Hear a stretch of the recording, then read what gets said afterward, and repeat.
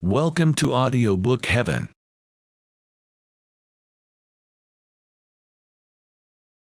The Meditations of the Emperor Marcus Aurelius Antoninus by Marcus Aurelius. Translated by George Crystal, 1888 to 1944. Book 4.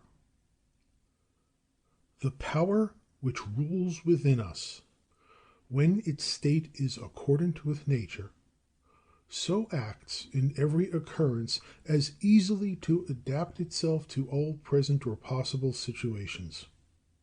It requires no set material to work upon, but, under proper reservation, needs but the incitement to pursue, and makes matters for its activities out of every opposition. Even so, a fire masters that which is cast upon it, and though a small flame would have been extinguished, your great blaze quickly makes the added fuel its own, consumes it, and grows mightier therefrom. Let no action be done at random, nor otherwise than in complete accordance with the principles involved. Men seek retirement in the country, on the seacoast, in the mountains, and you too have frequent longings for such distractions. Yet surely this is great folly, since you may retire into yourself at any hour you please. Nowhere can a man find any retreat more quiet and more full of leisure than in his own soul, especially when there is that within it on which, if he but look, he is straightway quiet at rest. And rest I hold to be naught else but perfect order in the soul. Constantly, therefore, allow yourself this retirement, and so renew yourself. Have also at hand thoughts brief and fundamental, which readily may occur, sufficing to shut out the discordant clamor of the world, and to send you back without fretting at the task to which you return. For at what do you fret? At the wickedness of mankind. Recollect the maxim that all reasoning beings are created for one another, that to bear with them is a part of justice, and that they cannot help their sin.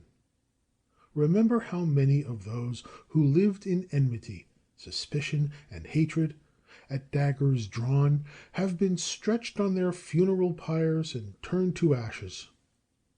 Remember and cease from your complaints. Is it your allotted part in the world's destiny that chagrins you? Be calm and renew your knowledge of the alternative, that either Providence directs the world, or there is nothing but unguided atoms. And recollect the many proofs that the universe is, as it were, a state. Do the ills of the body still have power to touch you?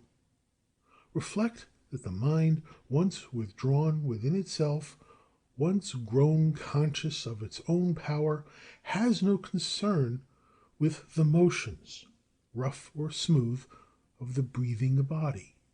Remember, too, all that you have heard and assented to concerning pain and pleasure. Are you distracted by the poor thing called fame? Think how swiftly all things are forgotten. Behold the chaos of eternity which besets us on either side. Think how empty is the noisy echo of acclamation, how fickle and how scant of judgment are they who would seem to praise us, and how narrow the bounds within which their praise is confined. All the earth is but a point in the universe. How small a corner of that little is inhabited, and even there how few are they, and how little worth who are to praise us. Remember, then, that there ever remains for you retirement into the little field within, and above all, be neither distraught nor overstrained. Hold fast your freedom. Consider all things as a man of courage, as a human being, as a citizen, as a mortal. Readiest among the principles to which you look, let there be these two. Firstly, things external do not touch the soul, but remain powerless without, and all trouble comes from what we think of them within. Secondly, all things visible change in a moment and are gone forever. Recollect all the changes of which you have yourself been a witness. The world is a succession of changes. Life is but thought. If mind be common to us all, the reason in virtue of which we are rational is also common. So too is the power which bids us to do or not do. Therefore we have all a common law, and if so, we are fellow citizens and members of some common polity. The universe, then, must in a manner be a state, for of what other common polity can all mankind be said to be members?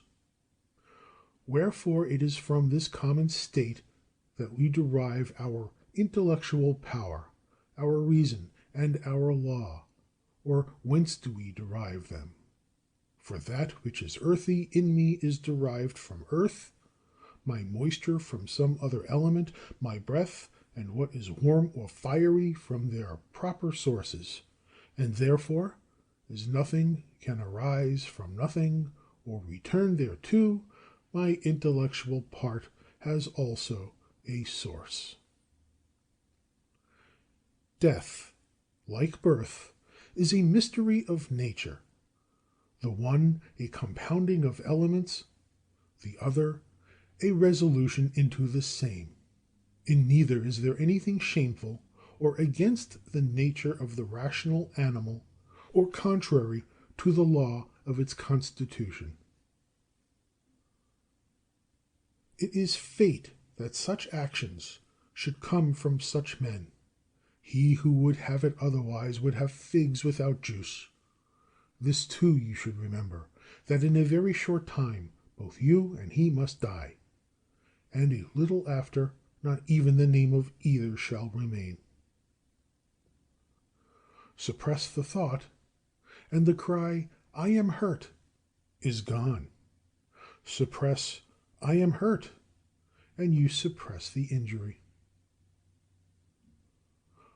What makes not a man worse than he was, makes not his life worse, nor hurts him without or within. The law of utility must act so. All that happens, happens right. You will find it so if you observe narrowly. I mean not only according to a natural order, but according to our idea of justice, and as it were by the action of one who distributes according to merit. Go on then observing this as you have begun, and whatever you do, let your aim be goodness. Goodness as it is rightly understood. Hold to this in every action. Think not as your insulter judges or wishes you to judge, but see things as they truly are. For two things be ever ready. First, to do that only which reason, the sovereign and legislative faculty, suggests for the good of mankind. Secondly, to change your course on meeting any one who can correct and alter your opinion. But let the change be made because you really believe it to be in the interest of justice or the public good, or such like, and not with any view to pleasure or glory for yourself. Have you reason? I have. Why then do you not use it? When it performs its proper office, what more do you require? You exist as part of a whole. You will disappear again in that which produced you, or rather you will change and be resumed again into the productive intelligence. Many grains of frankincense are laid on the same altar. One falls soon, another later. It makes no difference. Within 10 days, if you return to the observance of moral principles and to the cult of reason, you will appear a god to them who now esteem you a wild beast or an ape. Order not your life as though you had 10,000 years to live. Fate hangs over you. While you live, while yet you may, be good. How much he gains in leisure who looks not to what his neighbors say or do or intend, but considers only how his own actions may be just and holy, looking not, as Agathon says, to the moral example of others, but running a straight course and never turning therefrom. He who is careful and troubled about the fame which is to live after him, considers not that each of those who remember him must very soon die himself, and thereafter also the succeeding generation, until every memory of him, handed on by excited and ephemeral admirers, dies utterly away. Grant that your memory were immortal, and those immortal who retain it, yet what is that to you? I ask not, what is that to the dead? But to the living, what is the profit in praise, except it be in some convenience that it brings? And you now abandon what nature has put in your power in order to set your hopes upon the report of others. Whatever is beautiful at all is beautiful in itself. Its beauty ends there, and praise has no part in it. Nothing is the better or the worse for being praised. And this holds also of what is beautiful in the common estimation, of material forms and works of art. Thus, true beauty needs nothing beyond itself, any more than law or truth or kindness or honor. For none of these gets a single grace from praise or one blot from censure. Does the emerald lose its virtue if one praise it or not? Can one by scanting praise depreciate gold, ivory, or purple, a lyre, or a dagger, a flower, or a shrub?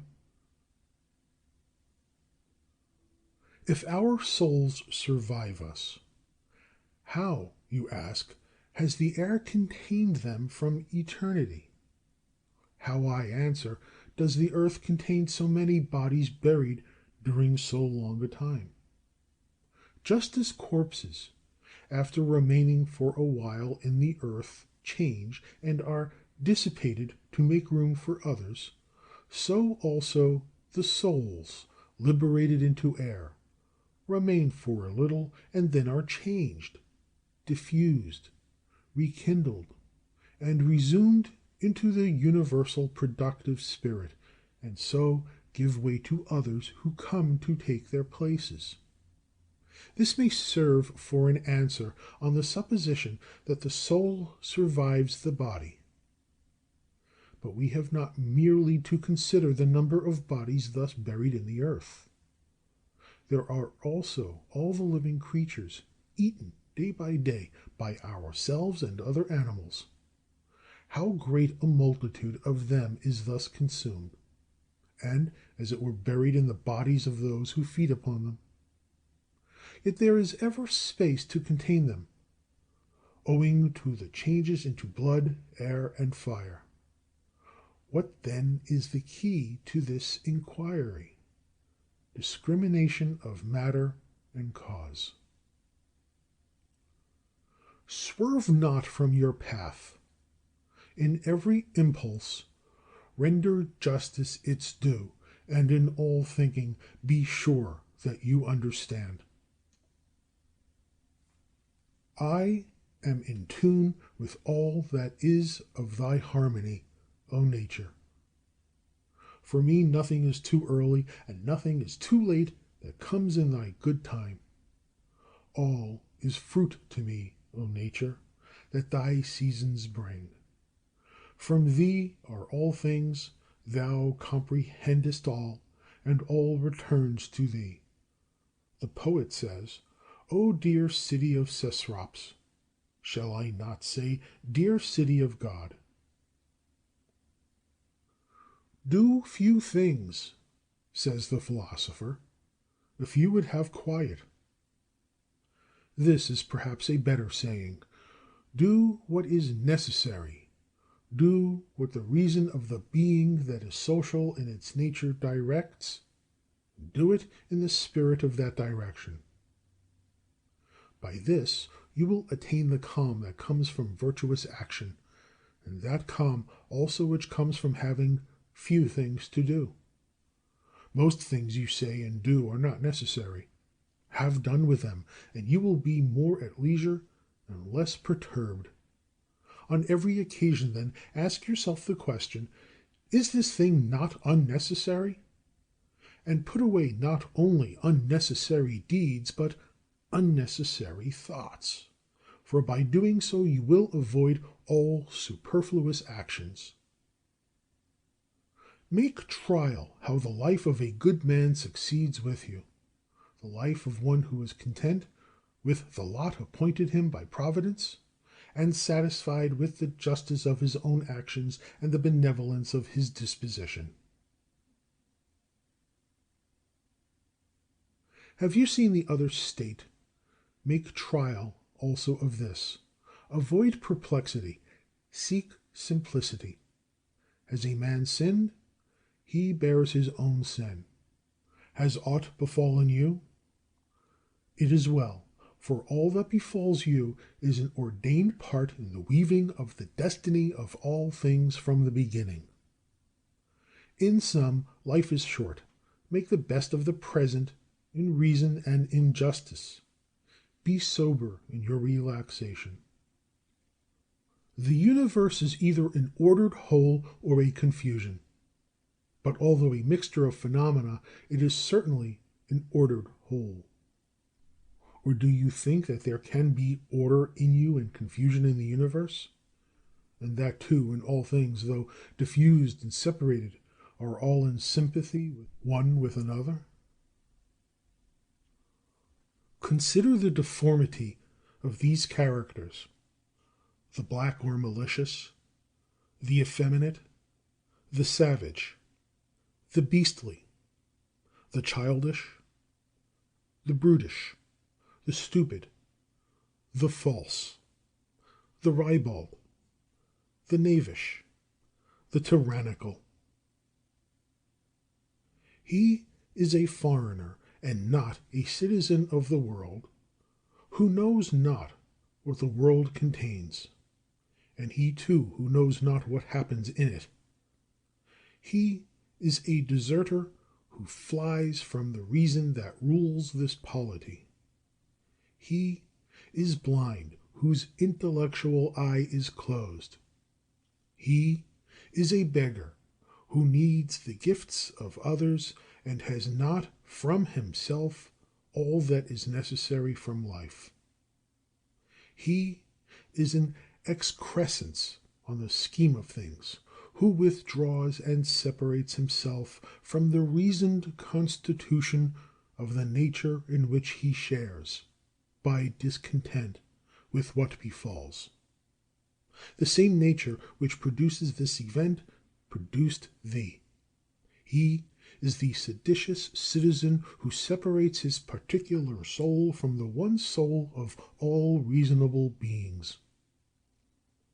One acts the philosopher without a coat, another without books, a third half naked. Says one, I have not bread, and yet I hold to reason.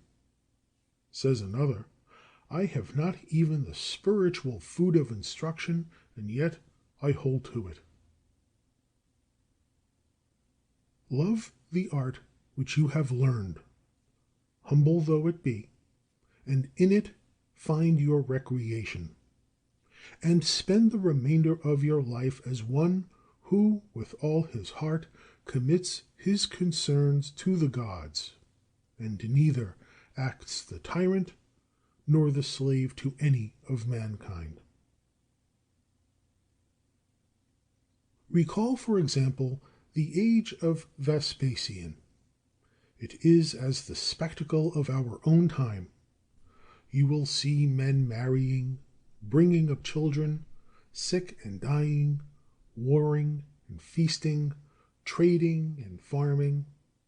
You will see men flattering, obstinate in their own will, suspecting, plotting, wishing for the death of others, repining at fortune, courting mistresses, hoarding treasure, pursuing consulships and kingdoms. Yet all that life is spent and gone. Come down to Trajan's days. Again, all is the same. And again that life, too, is dead. Consider likewise the records of other times and nations, and see how, after their fit of eagerness, all quickly fell, and were resolved into the elements. But most of all, remember those whom you yourself have known, men who were distracted about vain things, men who neglected the course which suited their own nature, neither holding fast to it nor finding their contentment there. And herein forget not that care is to be bestowed upon any enterprise only in proportion to its proper worth. For if you keep this in mind, you will not be disheartened from over concern with things of less account. The familiar phrases of old days are now strange and obsolete, and likewise the names of such as were once much celebrated now sound strangely in our ears. Camillus, Caeso, Volisus, Leonatus, after them Scipio and Cato, lastly Augustus, Hadrian, and Antonine, all are forgotten. All things hasten to an end, shall speedily seem old fables, and then be buried in oblivion. This I say of those who have shone with the brightness of their fame. The rest of men, as soon as they expire, are unknown and forgotten. What then is it to be remembered forever? A wholly empty thing. For what should we be zealous? For this alone, that our souls be just, our actions unselfish, our speech ever sincere, and our disposition such as may cheerfully embrace whatever happens, seeing it to be inevitable, familiar, and sprung from the same source and origin as we ourselves. Willingly resign yourself to Clotho, permitting her to spin her thread of what yarn she may. All things are for a day, both what remembers and what is remembered. Observe continually that all things exist in change, and keep this thought ever with you, that nature loves nothing more than changing what things now are, and making others like them. For what now is in a manner the seed of what shall be. Therefore conceive not that that alone is seed which is cast into the earth or the womb, for that is the thought of ignorance. You are presently to die, and yet you have not attained to simplicity or calm, or to disbelief that you can be hurt by things external. You have not learned to be kindly to all men, or to count just dealing the whole of wisdom. Scan closely that which governs men. See what are their cares, and what they pursue or shun. That which is evil for you exists not in the soul of another, nor in any change or alteration of the body which surrounds you. Where then is it? It lies in that part of you by which you apprehend what evil is. Stay the apprehension, and all is well. And though the poor body to which it is so closely bound be cut and burned, though it suppurate or mortify, yet let the apprehension remain inactive. That is, let it judge nothing, either good or bad, which can happen equally to the bad man and to the good. For that which befalls equally him who lives in accord and him who lives in discord with nature can neither be natural nor unnatural. Ever consider this universe as one living being, with one material substance and one spirit.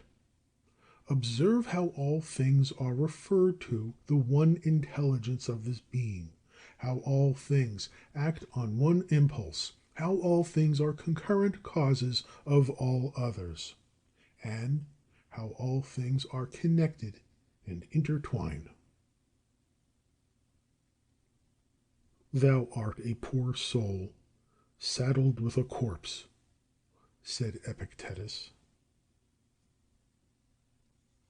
There is no evil for things which subsist in change, and there can be no good for things which subsist without it.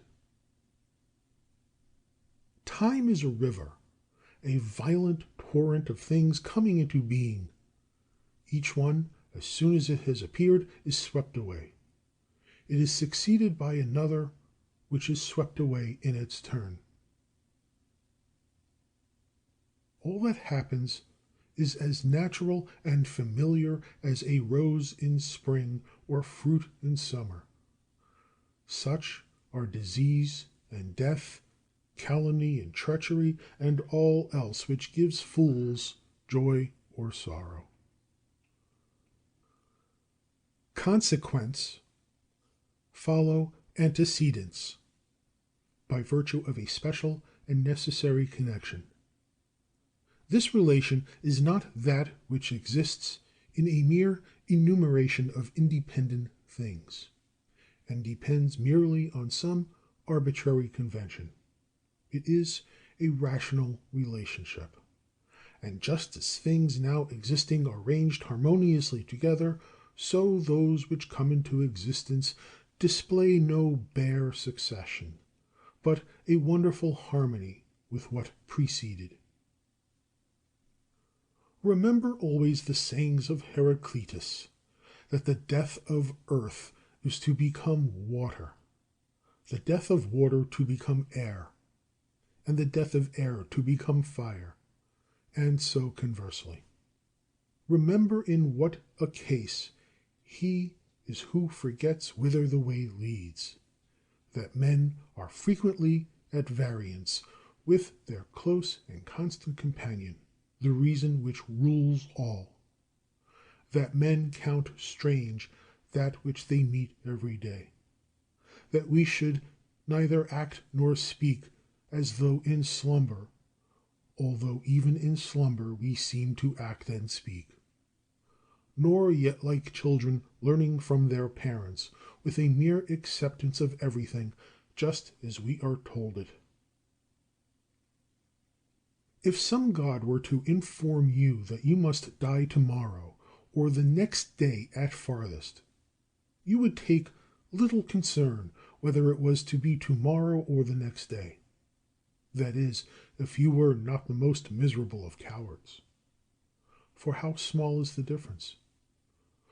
Wherefore account it of no great moment whether you die after many years or tomorrow.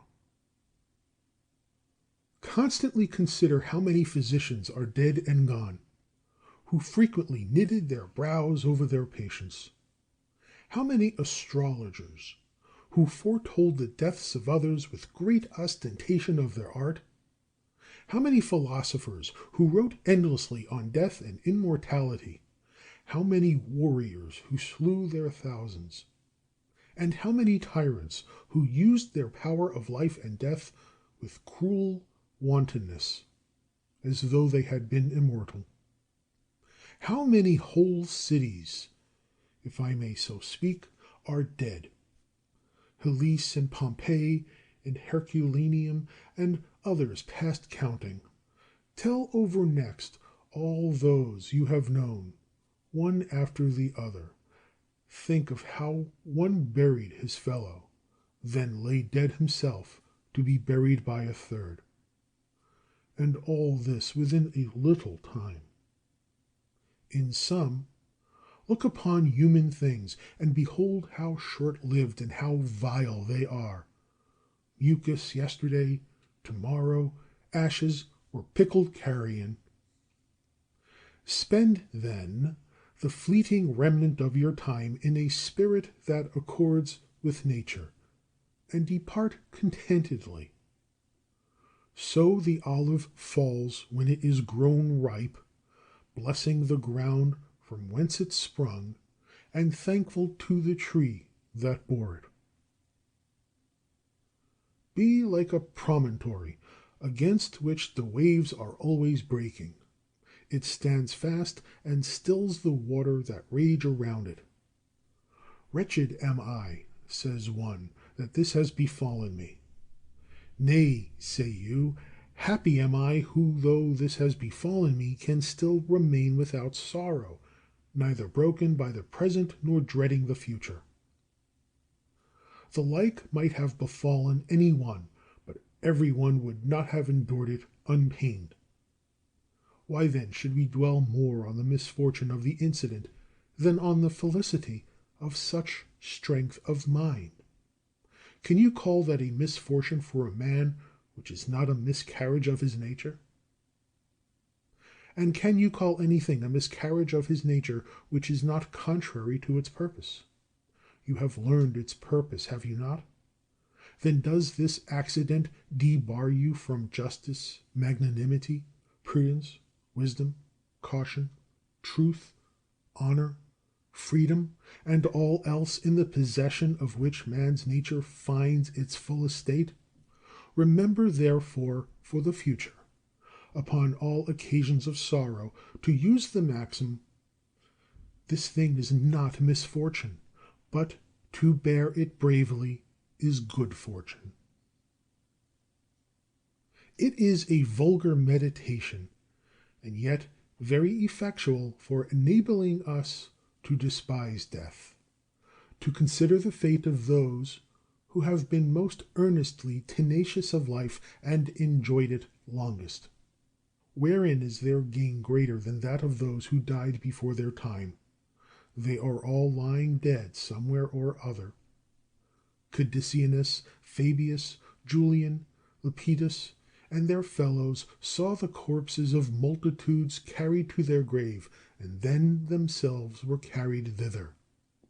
In sum, how small was the difference of time, spent painfully amid what troubles, among what worthless men, and in how mean a carcass!